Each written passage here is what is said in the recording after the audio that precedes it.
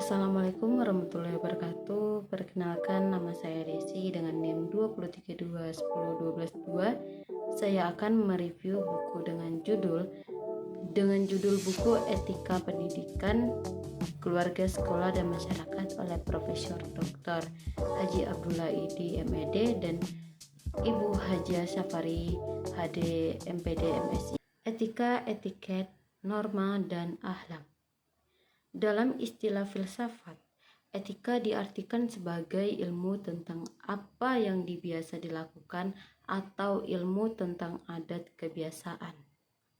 Lalu antara etika dan etiket memiliki persamaan dan perbedaan. Persamaannya itu etika dan etiket bertalian dengan tindakan dan perilaku manusia. Sedangkan perbedaannya, etiket dan etika seperti dikatakan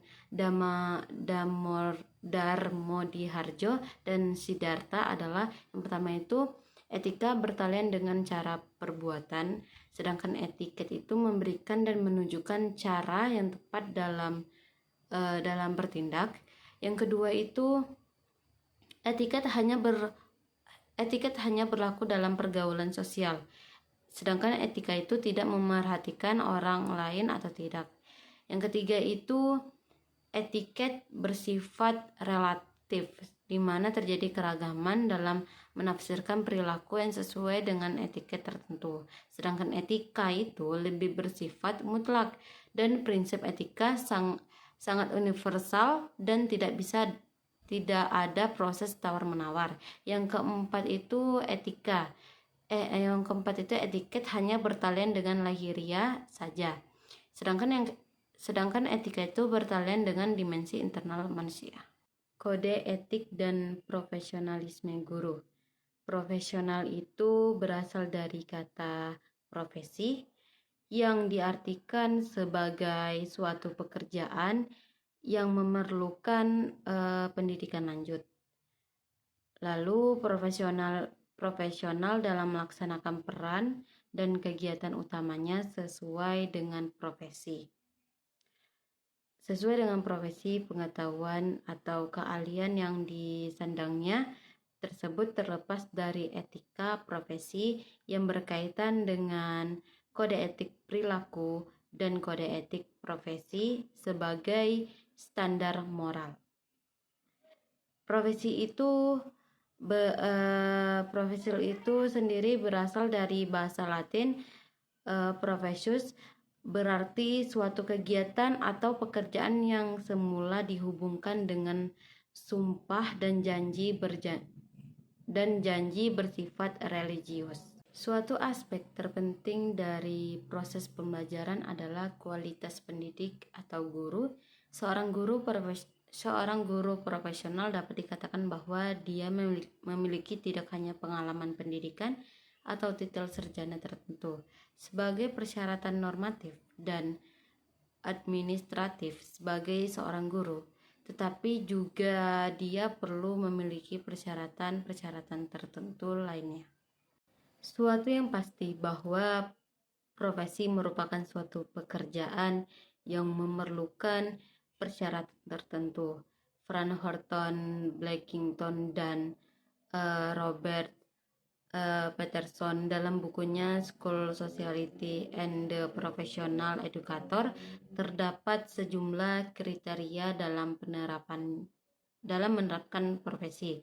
Pertama itu profesi harus memenuhi kebutuhan masyarakat yang dibutuhkan dan didasarkan pada profesional yang mapan atau berkedudukan baik serta prinsip-prinsip ilmiah yang dapat diterima oleh masyarakat.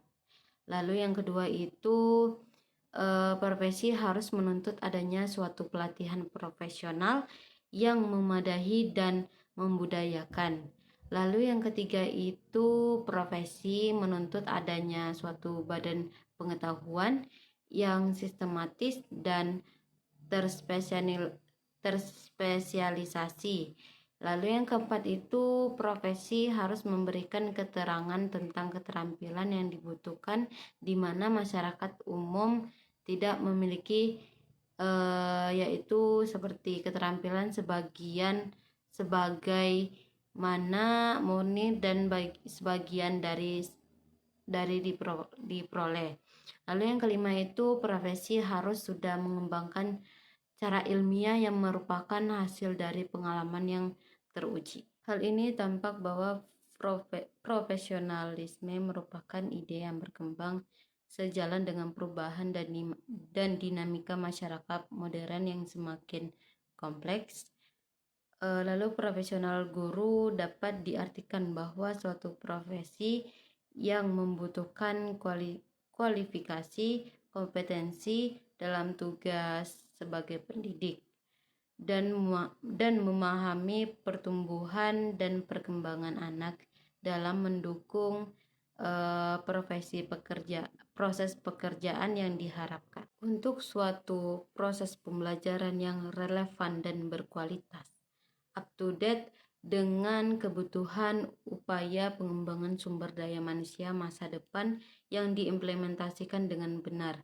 Seorang guru didorong untuk selalu memiliki perhatian terhadap betapa pentingnya dimensi profesional dalam proses pembelajaran di sekolah maupun di madrasah sebagai kompetensi dalam berbagai perspektif sosial, ekonomi, teknologi, dan humanitas yang terus meningkatkan secara luas sejumlah bentuk kapabilitas yang diperlukan dalam melaksanakan beragam jenis pekerjaan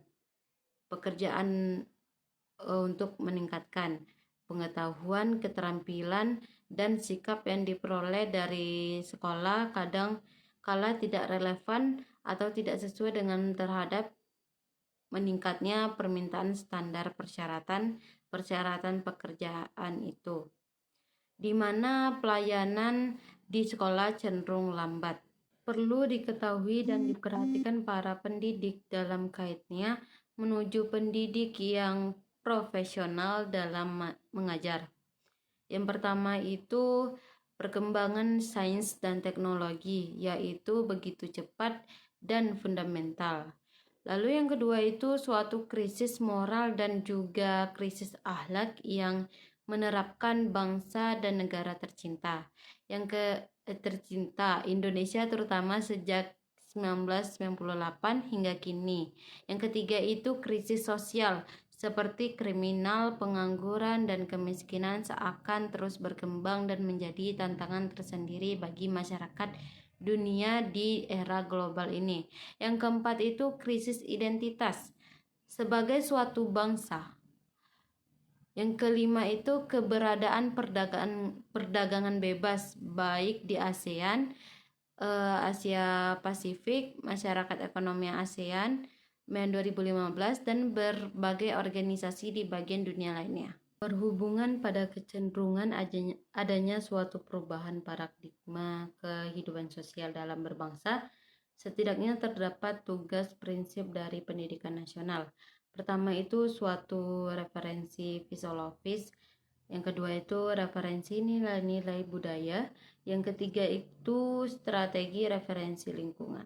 Kode etik dapat diartikan sebagai pola aturan, tata cara, tanda pedoman etis dalam melakukan suatu kegiatan atau pekerjaan. Kode etik merupakan pola aturan atau tata cara sebagai pedoman perilaku. Nilai profesional paling utama adalah keinginan untuk memberikan pengabdian kepada masyarakat. Aspek lain yang perlu diperhatikan agar pelaksanaan kode etik dapat berhasil dengan baik adalah agar pelaksanaannya diawasi terus-menerus, seperti kata Mark Frankel dalam BTS bahwa pada umumnya suatu kode etik mengandung sanksi-sanksi yang dikarenakan pada pelanggaran kode etik.